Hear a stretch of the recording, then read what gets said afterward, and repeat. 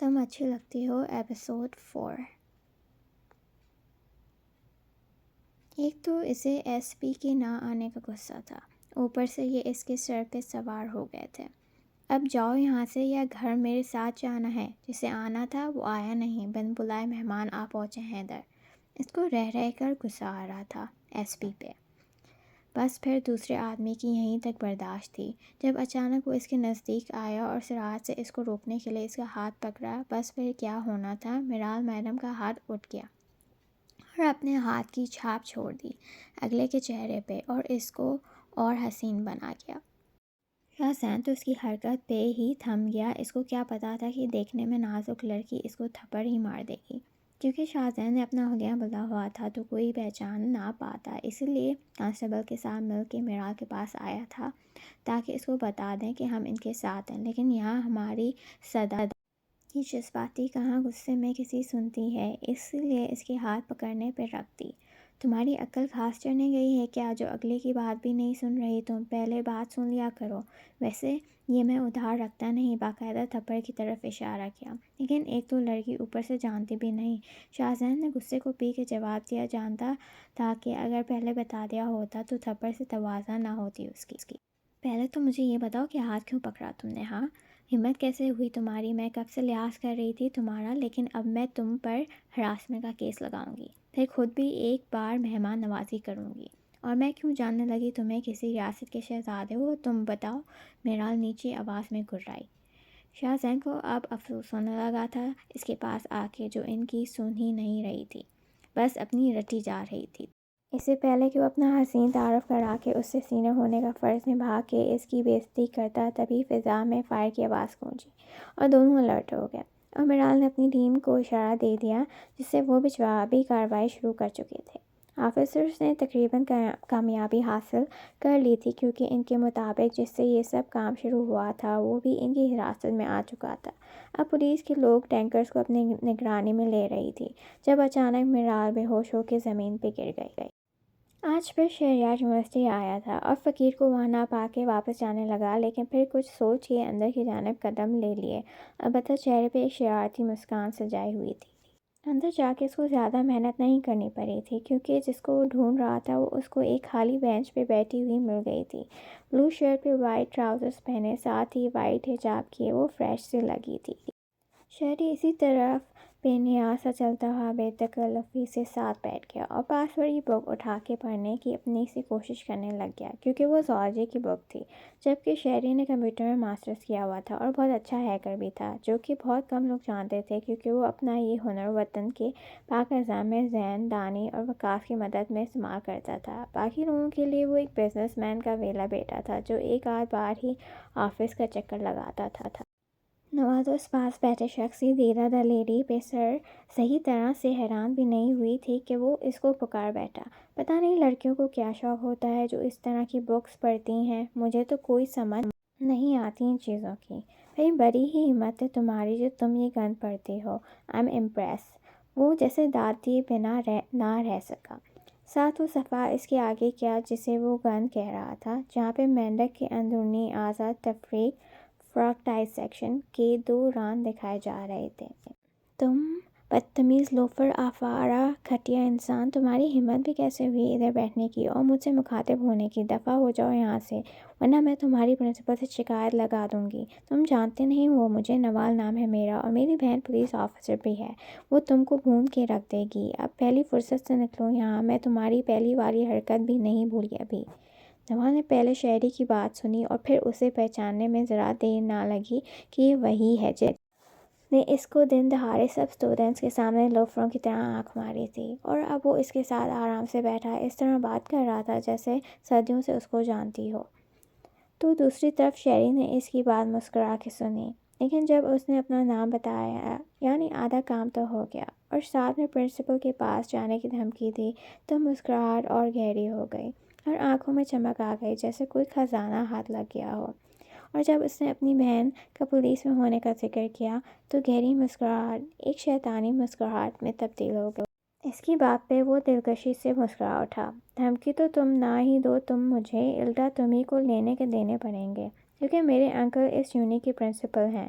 اور رہی بات تمہاری بہن کی، تو اس کی خیر ہے، پولیس والوں سے اپنا پرانا رشتہ ہے۔ اور ہاں، پہلے والی کون سی حرکت؟ جانتے بوجھتے بھی انجان بن گیا۔ اس کو پتہ نہیں کیوں اس نوال نامی لڑکی کو تنگ کرنے میں مزہ آ رہا تھا، حالانکہ وہ اس دن کی ہوئی حرکت کی معذرت کرنے آیا تھا، لیکن اب تو وہ بھول چکا تھا کہ کیوں آیا تھا، اور اس سے فری کے پنگے لے رہا تھا۔ نوال اس کی بات سن کے اس کو وہی کتاب مارنے لگ گئی جو کچھ دیر پہلے شہری نے پکڑی ہوئی تھی، اور اس کو مہذب گالیوں سے نوازتی وہاں سے واک آؤٹ کر گئی۔ شہری دلکشی سے مسکرا اٹھا۔ کچھ دیر بعد نوال پھر واپس آئے اور دیکھا کہ ابھی بھی وہیں بیٹھا ہے، تو غصے بھرے نظر ڈال کے اس کے اپنے موبائل جو وہی بھول گئی تھی لے کے واپس چل دی۔ شہری نے اپنا موبائل نکال کے اس کا نمبر سیو کیا، براؤن آئیڈ وچ کے نام سے، اور اس کی بہن کا نمبر بھی وچ سسٹر کے نام سے سیو کر لیا۔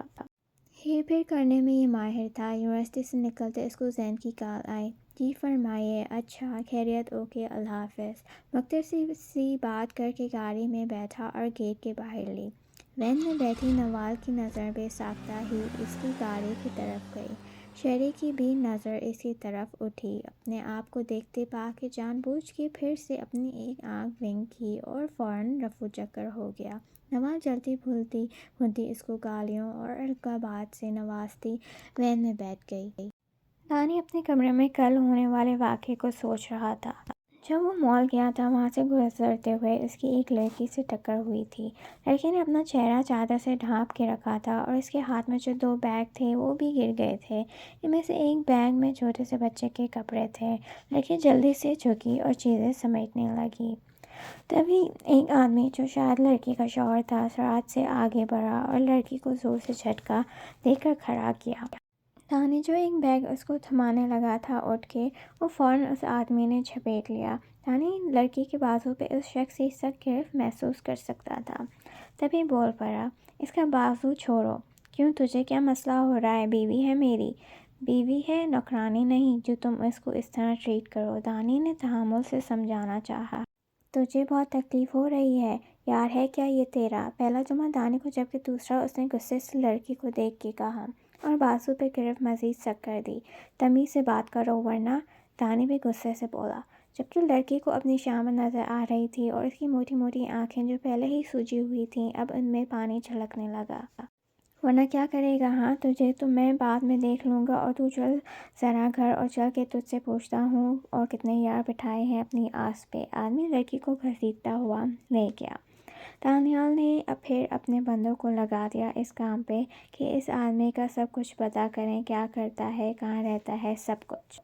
اور اب وہ اسی لڑکی کے بارے میں سوچے جا رہا تھا جب شہزین کی کال آئی اور اس نے ریسیو کیا۔ دوسری طرف سے شہزین نے اس کو آج کے کیس کے متعلق آگاہ کیا اور کہا کہ جا کے ہیڈ کو رپورٹ دے دے اور کہے کہ مجھے کچھ ضروری کام ہے۔ اس کی بات مکمل سن کے دانیال نے اوکے کا سائن دیا اور ہیڈ آفس کی جانب چل دیا۔ پھر رات کے اچانک گرنے سے سب اس کی طرف آئے، کیونکہ جب فائرنگ ہو رہی تھی تب اس گروہ نے ان پہ جوابی حملہ بے ہوشی کی گیس پھینک کر کیا تاکہ وہ یہاں سے بچ کے نکل جائیں، لیکن وہ سب پکڑے گئے۔ چونکہ میرال اسی جگہ پہ تھی جہاں گیس پھیل رہی تھی، لیکن اس نے اس کا کوئی اثر نہ لیا اور جوابی کارروائی کرتی رہی۔ جب سب کچھ ان کی حراست میں آ گیا تو میرال اسی کے زیر اثر بے ہوش ہو کر گر پڑی۔ میڈیا والے بھی پہنچنے والے تھے کوریج کے لیے اور یہ میڈم بے ہوش ہو کر گر پڑی۔ زین کو شدید کوفت ہوئی۔ کانسٹیبل رفیق نے آگے آ کے اس کو اٹھانا چاہا لیکن زین نے منع کر دیا۔ لیکن سر، یہ یہاں پہ کیسے اکیلی رہیں گی؟ رفیق نے اپنی طرف سے عقل دوڑائی لیکن بہت بونگا سوال پوچھا۔ یو نو واٹ رفیق، میں پہلے سوچ رہا تھا کہ تمہاری اس میڈم جی کو تم پہ ہاتھ نہیں اٹھانا چاہیے تھا، لیکن اب مجھے لگ رہا ہے کہ اس نے ٹھیک کیا۔ زین بھڑک کے بولا، مطلب آپ کو بھی ٹھیک ہی پڑا تھپڑ؟ رفیق ہلکی آواز میں ممنایا جو زین نے سنا۔ بکواس بند کرو اور جا کے میڈیا کو روکو۔ بس یہ کہنا کہ میڈم جی میڈیا کے سامنے نہیں آتی اور اس کی تعریفوں کی پل باندھ دینا، اوکے؟ نے رفیق کو ڈپٹا۔ وہ یس سر کہہ کے چلا گیا، جبکہ زین نے اس کو بازو میں بھرا اور لا کے گاڑی کی فرنٹ سیٹ پہ ڈال کے سیٹ بیلٹ لگا دی۔ میرال پانی والی جگہ پر گری تھی، اس کا یونیفارم گیلا ہو گیا تھا اور کچھ زین کے کپڑے بھی اس کو اٹھانے کے بعد۔ جب زین آفیسرز کو اطلاع دینے کے بعد واپسی کے لیے مڑا تو رفیق واقعی میرال کی تعریفوں کے پل باندھ رہا تھا کہ اس کی میڈم جی کتنی حسین ہے، اور اب وہ اس کی آنکھوں کی قصیدے پڑھنے والا تھا جب زین نے اس کو پکڑ کے سائڈ پہ کیا، مختصر سا بیان دے کے واپس مڑ اور سختی سے میڈیا کو یہ بھی منع کیا کہ جو قصیدے میڈم جی کے لیے رفیق پڑھ رہا تھا وہ لکھنے کی کوئی ضرورت نہیں، ورنہ اس سے برا کوئی نہیں ہوگا۔ زین میرال کو لے کے اپنے گھر کے دوسرے پورشن میں آیا جو کہ شہری لوگوں کا تھا۔ ماما آج گھر پہ نہیں تھیں، بابا آفس تھے، نور اور ایمن اسکول تھیں، وہ بس آنے والی تھیں۔ دوسرے پورشن میں اسی لیے لایا کہ کوئی دوسرا ملازم وغیرہ نہ دیکھ لے، ورنہ لینے کے دینے پڑ جاتے۔ بوا نے دیکھ لیا تھا ان کی خیر تھی کیونکہ وہ بھول جاتی تھیں باتیں، اور وہاں کے گیسٹ روم میں اس کو لٹا دیا۔ احتیاط سے آتے ہوئے اس نے شہری کو کال بھی کر دی تھی ڈاکٹر کو لانے کی، کیونکہ میرال کا جسم بالکل ٹھنڈا محسوس ہو رہا تھا، اور دانیال کو بھی ضروری ہدایت دے کے ہیڈ آفس روانہ کیا۔ زین اپنے والے پورشن میں آیا اور بوا کو کہا کہ امی کا کوئی سوٹ لا دیں اور جس آفیسر کو لایا ہے اس کو چینج کرا دیں تاکہ اس کو ٹھنڈک سے نجات ملے۔ بوا نے کچھ نہ پوچھا کیونکہ وہ ان کو کہہ چکا تھا کہ آفیسر مطلب وہ اس کے ساتھ کام کرتی تھی اور کوئی وجہ ہی ہوگی جو اس کو اپنے گھر لے آیا تھا۔ وہ ایک سرخ رنگ کا جوڑا لے آئے جس پہ ہلکا سا پرل کا کام کیا گیا تھا۔ بوا نے زین کو بتایا کہ وہ اس کے پاس رکے کیونکہ وہ بچی کے لیے سوپ بنا لاتی ہیں تاکہ اس کو اس سے فرق پڑے۔ شاہ زین جب اندر داخل ہوا تو سرخ حجاب میں اس کا رنگ دھمک رہا تھا جبکہ ناک سردی کے باعث سرخ ہو چکی تھی۔ وہ بالکل بھی کوئی پولیس آفیسر نہیں لگ رہی تھی جو وہ تھوڑی دیر پہلے تھی۔ بوا نے اس کے حجاب کا خیال کرتے ہوئے لائے ہوئے سوٹ کے دوپٹے کا ہی اپنی طرف سے حجاب باندھ دیا۔ نازک دیکھو کتنی ہے، ذرا سی بات پہ بے ہوش ہو گئی اور تھپڑ مارنے کی ہمت پتہ نہیں کہاں سے آ گئی تھی اس میں۔ ہلکا سا بڑبڑایا اور آگے بڑھ کے کمفرٹر صحیح سے اڑایا اور روم ہیٹر آن کر دیا تاکہ جسم کا درجہ حرارت کچھ بڑھے۔ ابھی وہ باہر جانے کا سوچ ہی رہا تھا جب شہری کی حیرت اور غم سے ملی جلی آواز آئی، اوئے یہ کس کو اٹھا لایا؟ مجھے پہلے ہی پتا تھا یہ جو تو اتنے دن گھر نہیں آتا تھا اس کی کوئی اور ہی وجہ تھی، اور آج سمجھ بھی آ گئی۔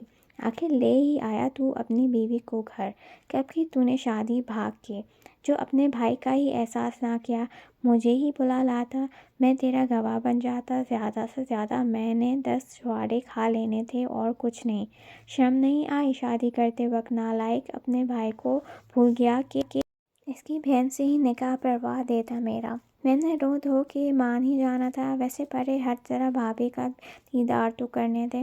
شہری آتے ہی بیڈ پہ پڑی سوئی ہوئی لڑکی کو دیکھ کے شروع ہو گیا تھا اور اپنے دکھڑے سناتے ہوئے یہ بھی فرمائش کی کہ اس کی شادی اس کی بہن سے کرا دے۔ پھر باقاعدہ زین کو دھکا دے کے سائڈ پہ کیا اور سرخ لباس میں اپنی ایک دن کی بھابھی کو دیکھا جس کو دیکھ کے اس کو تو جھٹکا ہی لگ گیا تھا۔ زین تو اس کی باتوں پہ ساکت سا ہو گیا تھا، مطلب پوچھا کچھ بھی نہیں اور اپنی کہیں جا رہا تھا۔ ہائے یہ یہاں کیا کر رہی ہے، اس نے بے وفائی کی میرے ساتھ۔ شہری کو تو صدمہ ہی لگ گیا تھا میرال کو دیکھ کے، دراصل وہ اس کو نواز سمجھ بیٹھا تھا لیکن پھر یہ یاد آنے پہ کہ اس کو تو ابھی تنگ کر کے آ رہا تھا، امید بھری نظروں سے زین سے پوچھا کہاں سے ملی؟ زین پہلے تو اس کی بے وفائی والی بات پہ حیران رہ گیا تھا، پھر اس کی سوال کرنے پہ اس کی طرف دیکھا جو اس کو آج وہی نظروں سے دیکھ رہا تھا جیسے کہہ رہا ہو کہ کہہ دے یہ وہ نہیں تو جو تو سمجھ رہا ہے، یہ کوئی اور ہے، یہ تیری بھابھی ہے۔ ہائے شہری اور اس کی بکواس، جو زین بس سوچ کے ہی رہ گیا۔ یہ میرے ساتھ مشن پہ تھی، پھر اچانک بے ہوش ہو گئیں، اس کا کہنا تھا اور شہری خوشی سے زین کے گلے لگ گیا، پھر پیچھے ہوا۔ ایک منٹ کہہ کے وچ سسٹر کے نمبر پہ کال ملائی تو میرال کا فون جو زین نے اس کے پاس ہی سائڈ پہ رکھ دیا تھا بجنا شروع ہو گیا اور ایک بار پھر سے وہ زین کے گلے لگ گیا۔ یار تو نے مجھے زندگی دے دی، میں بہت خوش ہوں، تیری غداری کو بھی معاف کرتا ہوں جو تو نے چھپ کے شادی کی، اس نے احسان کرنے والے انداز میں جتایا کیونکہ اس کو مشن کا سن کے یاد آیا تھا کہ نوال نے بتایا تھا کہ اس کی بہن پولیس میں ہے، تو ہو سکتا ہے کہ دونوں کی شکلیں ملتی جلتی ہوں، اور یقیناً یہ اس کی بڑی بہن ہی تھی جس کا وہ ذکر کر رہی تھی۔ اتنی دیر میں ڈاکٹر بھی آ گیا۔ تو دونوں سائٹ پہ ہو گئے۔ ڈاکٹر ابھی چیک کر کے پیچھے ہی ہوئی تھیں کہ وقاص نے بھی انٹری ماری۔ زین یار کیا ہوا ہے جو ڈاکٹر کی ضرورت پڑ گئی، اور یہ بیڈ پہ کون ہے؟ زین نے گھور کے شہری کو دیکھا جو معصومیت کے سارے ریکارڈ توڑے کھڑا تھا۔ شہری نے آتے ہوئے اس کو بھی کال کر کے بلایا تھا۔ چونکہ میرا کا چہرہ دوسری سائڈ پہ تھا تو وہ میرا کو دیکھ نہیں پایا۔ یہ تیری بھابھی مطلب ہماری بھابھی شادی کر لی ہے، اس کمینے نے بغیر بتائے۔ شہری نے پھر سے شکوہ کیا۔ شاید وہ بھول گیا تھا کہ ابھی تھوڑی دیر پہلے وہ اس کی غداری معاف کر چکا تھا۔ زین یار ہم نے زیادہ خرچہ نہیں تھا کرا دینا تیرا جو ہمیں نہیں بلایا۔ چل چھوڑ اس کو، یہ بتا کہ چھوارے کدھر ہیں نکاح کے؟ دونوں اپنی ہی کہیں جا رہے تھے جبکہ ڈاکٹر ان کی شکلیں دیکھ رہی تھی کہ کوئی تو سن لو۔ چپ کرو یار تم دونوں۔ جی ڈاکٹر بتائیں کیا مسئلہ ہوا ہے؟ زین نے دونوں کو چپ کرا کے ڈاکٹر کو مخاطب کیا۔ ڈاکٹر کو جیسے انعام ملنا تھا فوراً سے بولی، دیکھیں آپ کی وائف کو بہت تیز بخار ہے اور زہریلی گیس کی وجہ سے بھی بے ہوش ہو گئی ہیں۔ یہ ڈری بھی ہوئی ہیں، شاید کسی خوف کے زیر اثر ہیں۔ میں یہ میڈیسنز لکھ کے دے رہی ہوں، آپ ان کو وقت پہ دے دیجیے گا۔ اب شہری کے ڈرامے سے تو ڈاکٹر کو یہی لگا کہ وہ زین کی وائف ہے، اسی لیے پرچی بھی اسی کو پکڑائی اور شکریہ کہہ کے نکلنے کی جبکہ شہری تو ایک بار پھر صدمے میں چلا گیا تھا اس کے ڈر کے بارے میں سن کے۔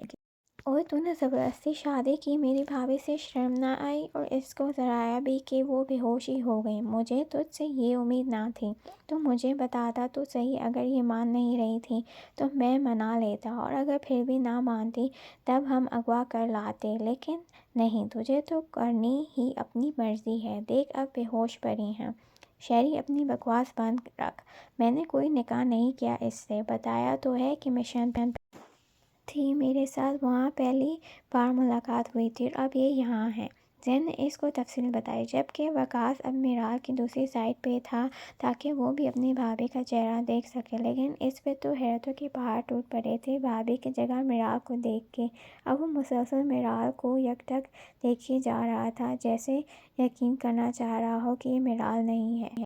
اوئے یہ تو میری کزن ہے، کہاں سے ملی تجھے؟ اور میں نہیں مانتا کہ اس نے تیرے کہنے پہ نکاح کر لیا تجھ سے۔ وقاص نے زین کی باتیں سنی ہی کہاں تھیں۔ حد ہے یار، کب سے کہہ رہا ہوں کہ میں نے نہیں کی شادی اس سے، پھر بھی اپنی بکواس کیے جا رہے ہو دونوں۔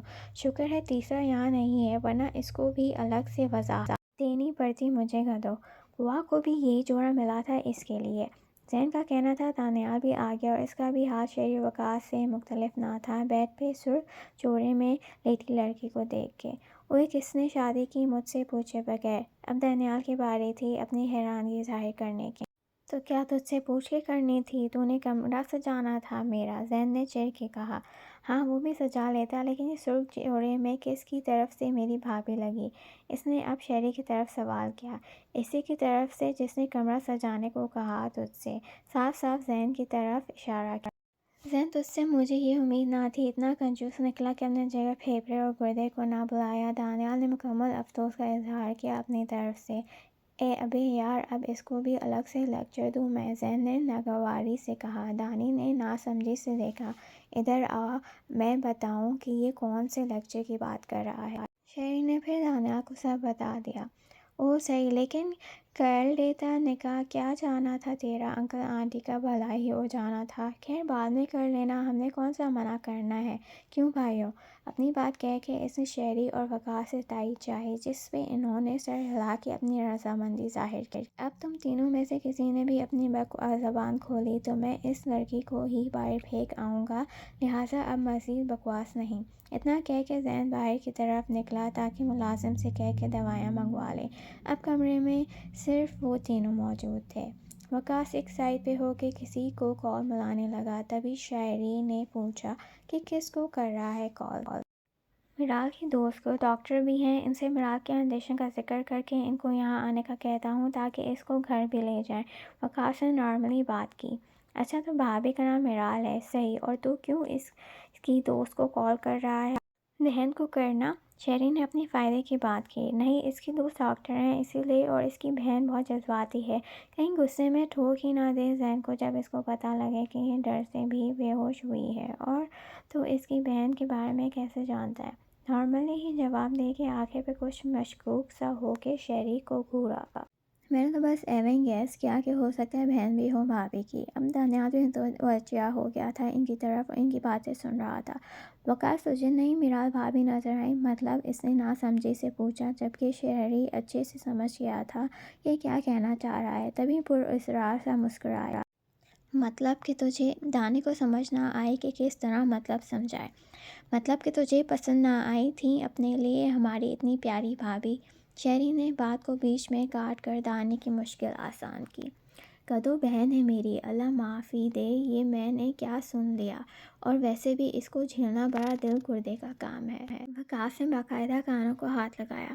اچھا وہ کیوں بھلا؟ شہری نے پرجوش سا ہو کے پوچھا۔ جب اٹھے گی نا دیکھ لینا خود ہی۔ اچھا تیری واقعی نظر نہیں تھی اس پہ؟ دانی نے پھر پوچھا۔ نہیں، ایک لفظی جواب دیا گیا۔ کیوں؟ شہری نے پھر حملہ کیا۔ کیونکہ میری نظر اس کی دوست پہ ہے، ساتھ ہی شرارت سے آنکھ بھی دبائی، اور میری اس کی بہن پہ۔ شہری بس دل میں ہی سوچ سکتا۔ ڈاکٹر دادی نے تصدیق چاہی۔ وقاص نے سر ہلایا اور کال ملا دی، جبکہ اس کی چالاکی پہ دونوں کا کہکا بے ساختہ تھا۔ چل تو اس والی بھابھی سے بات کر، ہم پہلی بھابھی کی دیکھ بھال کرتے ہیں۔ پھر شہری اور دانی دونوں کچن کی طرف گئے تاکہ بوا سے کچھ کھانے کے لیے لے لیں۔ دیکھ بھال بھابھی کی کرنی تھی اور کر اپنے پیٹ کی رہے تھے۔ زین جب کمرے میں آیا تو وقاص میرال کی سائے پہ بیٹھا اس کا بخار چیک کر رہا تھا، جو اب نارمل ہو رہا تھا، جبکہ شہری اور دانی سوپ پی رہے تھے جو بوا میرال کے لیے دے گئی تھیں۔ کمینوں اس کے لیے بنوایا تھا اور نزیدوں کی طرح خود ٹھوس رہے ہو۔ زین نے دیکھتے ہی ان کو جھڑکا۔ یار بھوک بہت لگی تھی، مسکین سی شکل کے ساتھ شہری نے جواب دیا۔ تو کچھ اور لے لیتے، اس کے لیے بنایا گیا سوپ کیوں پی رہے ہو؟ وہاں نے اور بھی بنایا ہے، تو پریشان نہ ہو، بھابھی کے لیے پڑا ہے۔ زین نے بھابھی لفظ کہنے پہ گھورا تو شہری گڑبڑا گیا۔ میرا مطلب میرال جی کے لیے۔ فوراً تصحیح کی۔ تبھی ایک باریک سی مگر قدرے اونچی چیخ سنائی دی۔ ان سب نے مل کے دروازے کی طرف دیکھا جہاں مرحا کھڑی تھی۔ میرال کو اس طرح بے ہوش دیکھ کے مرحا کی چیخ نکل گئی تھی۔